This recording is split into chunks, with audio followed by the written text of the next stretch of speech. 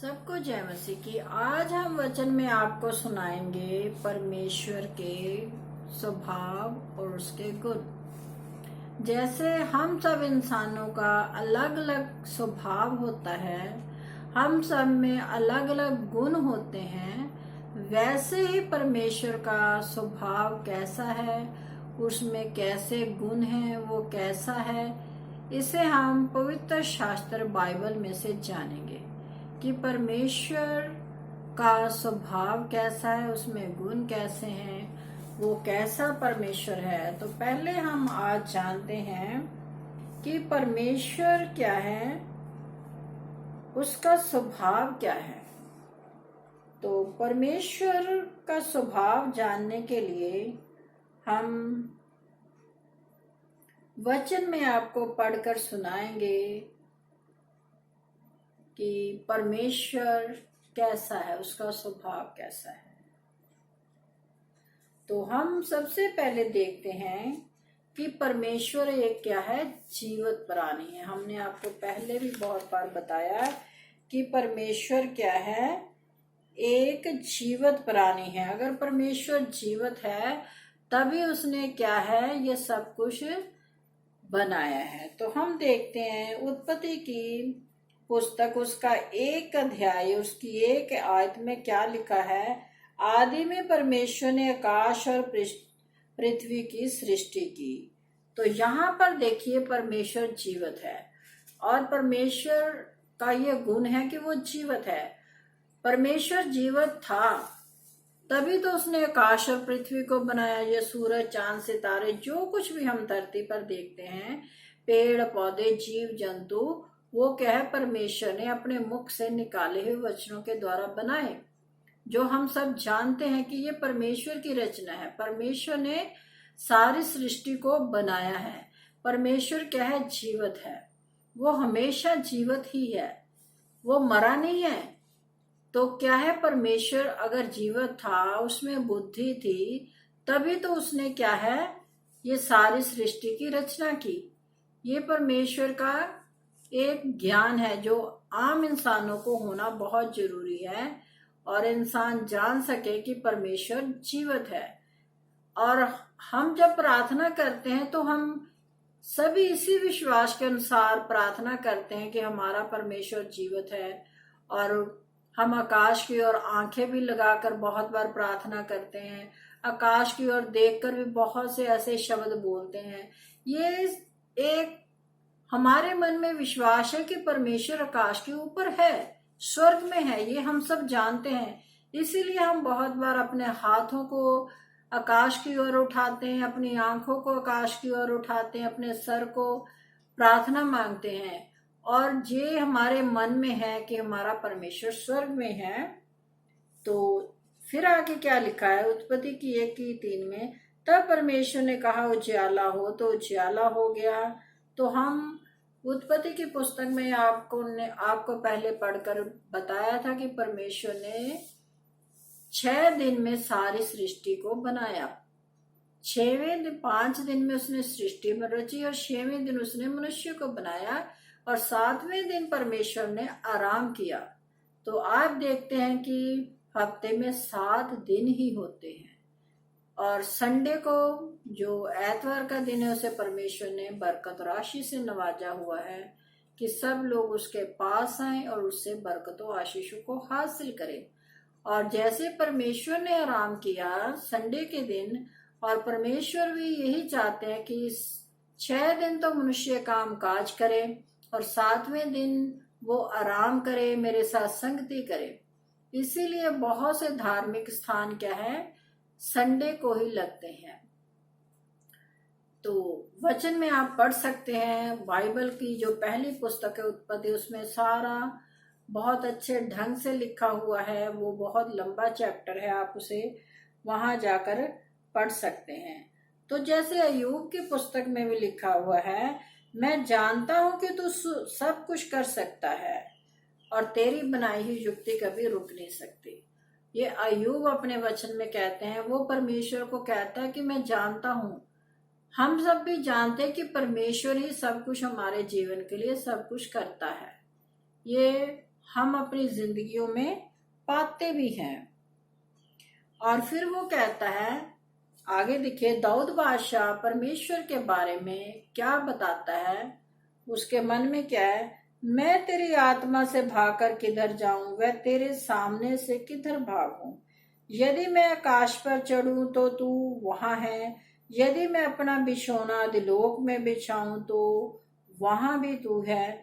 यदि मैं भोर की किरणों पर चढ़कर समुद्र के पार जा बसूं तो वहां भी तू अपने हाथ से मेरी अगुवाई करेगा। तो यहाँ भजनकार क्या कह रहा है कि हमें कहीं भी जाऊं, चाहे आसमान पे चढ़ जाऊं या धरती के नीचे चला जाऊं, समुद्र के पार चला जाऊं, कहने का भाव है कहीं भी मैं चला जाऊं तो परमेश्वर की मौजूदगी वहां पर है। परमेश्वर क्या है, चारों तरफ है। जिस तरफ भी आप देखना चाहे परमेश्वर को देख सकते हैं। कैसे देखेंगे, उसकी प्रकृति के द्वारा, जो उसने बनाया उसको आप महसूस कर सकते हैं। परमेश्वर को आप अपनी आत्मा में महसूस करते हैं, तब उस पर भी आप क्या है, विश्वास रखते हैं परमेश्वर के ऊपर। तो इफ्सियों की पत्री में भी यही लिखा हुआ है कि ये उसकी देह है और उसी की परिपूर्णता है जो सब में सब कुछ पूर्ण करती है। क्या है, परमेश्वर ने सब कुछ बनाया और वो सबको पूरा भी करता है। और आगे हम इतिहास की पुस्तक में पढ़कर बताते हैं कि क्या लिखा हुआ है। देख, यहोवा की दृष्टि सारी पृथ्वी पर इसलिए फिरती रहती है कि जिसका मन उसकी ओर निष्कपट रहता है, उनकी सहायता में वे अपनी सामर्थ दिखाए। और भजन संहिता की पुस्तक उसका 94 अध्याय की 11 आयत में लिखा हुआ है, यहोवा मनुष्य की कल्पनाओं को जानता है। और दानियल अपने वचन में भी कहते हैं, यहोवा का नाम युगना युग धन्य है, क्योंकि बुद्धि और पराक्रम उसी के हैं। और जो यशायाह भविष्यद्वक्ता थे, वो उसके 40 अध्याय की उसकी 28 आयत में लिखा हुआ है, उसकी बुद्धि अगम है। और जहकेल की पुस्तक में वो 11 अध्याय की 5 आयत में क्या लिखा है, जो कुछ तुम्हारे मन में आता है उसे मैं जानता हूँ। यह है परमेश्वर के गुण। परमेश्वर हमारी सृष्टि को जानता है कि उसने हमें बनाया। जो हमारे मन में होता है परमेश्वर उसे पहले से ही जानता है। तो परमेश्वर एक जीवित व्यक्ति है, जैसे हम जीवित हैं लेकिन हम मर जाते हैं। हमारी आयु परमेश्वर ने एक समय के लिए नियुक्त की हुई है इस धरती पर रहते हुए। जितनी आयु परमेश्वर ने हमें दी है उतनी आयु हम भोगकर इस धरती से चले जाते हैं। आप वचन में पढ़िए, जो पहला आदम हुआ, जो पहला प्राणी परमेश्वर ने बनाया, तो उसकी आयु कितनी हुई, 930 वर्ष। फिर आगे आप बाइबल को पढ़ते जाएं, जैसे जैसे इंसान पाप करता गया तो उसकी आयु क्या है, कम होती गई। और आजकल देखिए, दाऊद बादशाह का जब समय आया तो वहां पर 120 वर्ष की, मूसा नबी के समय 120 वर्ष की आयु परमेश्वर ने नियुक्त कर दी। लेकिन जब दाऊद बादशाह का, उसने भजन में लिखा कि मनुष्य की आयु 70 वर्ष तो हो सकती है, अगर बल के कारण 80 वर्ष भी हो सकती है। अगर कोई इंसान अच्छा हष्ट पुष्ट है, जो कुछ भी है, तो वो 80 वर्ष तक ही रह सकता है। कहने का भाव है, जब मनुष्य ने पाप किया तो मनुष्य की आयु कम कम कम कम होती चलेगी। आज मनुष्य की आयु आप देखिए बहुत थोड़ी रह गई है। बहुत कम लोग हैं जो 70-80 साल तक जाते हैं। और आजकल तो हम देखते हैं कि जो नौजवान बेटे बेटियां हैं वो तो बहुत ही कम उम्र भोग पाते हैं, क्योंकि संसार में पाप इतना बढ़ गया है। शैतान उनके मनों में ऐसी ऐसी भावनाएं भर देता है कि जो बेटे बेटियां छोटी उम्र में चले जाते हैं, उनका हमें कितना दुख होता है। 20 वर्ष, 22 वर्ष, 25 वर्ष, ये क्या उम्र होती है। वो बच्चे क्या है, आत्महत्या कर लेते हैं किसी भी वजह से।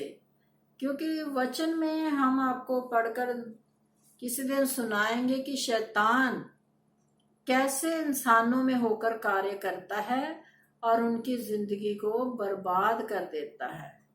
इसीलिए हम सभी पेरेंट्स से यही हमेशा गुजारिश करते हैं कि अपने बच्चों का ध्यान परमेश्वर की ओर लगाएं। आप खुद परमेश्वर पर विश्वास रखेंगे तभी तो आपके बच्चे भी परमेश्वर पर विश्वास रखेंगे।